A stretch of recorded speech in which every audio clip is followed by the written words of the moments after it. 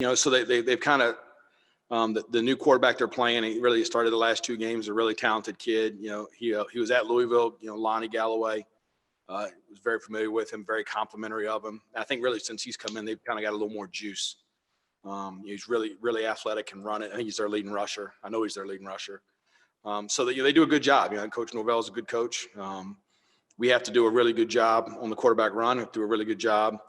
They create a lot of conflict with dual plays, with our eyes. And I think that was probably one of our biggest problems Saturday.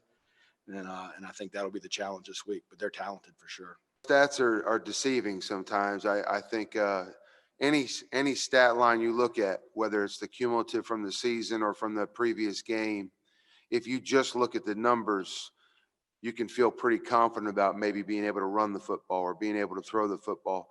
And if this season hasn't proved that every single game is its own entity, you've got all kinds of results out there right now that have been very surprising to a lot of people. I think a lot of people are picking teams that haven't won. There have been a lot of upsets already in such a short season.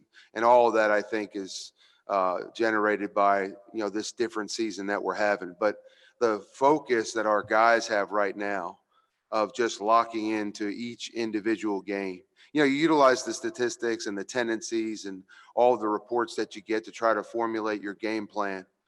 But probably the more important thing, and the point I'm making, is every single game is its own world. That's something Sam Howell and I talk about all the time.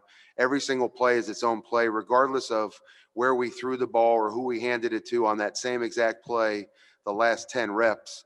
This one is its own play, and we've got to do whatever the defense is giving us. And so each game is the same way. So it'll be interesting to see how Florida State chooses to defend us. They've shown a few different approaches this season.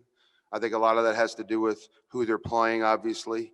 And it'll be interesting to see how they view us and how they choose to defend us. And then obviously we'll have to attack it accordingly.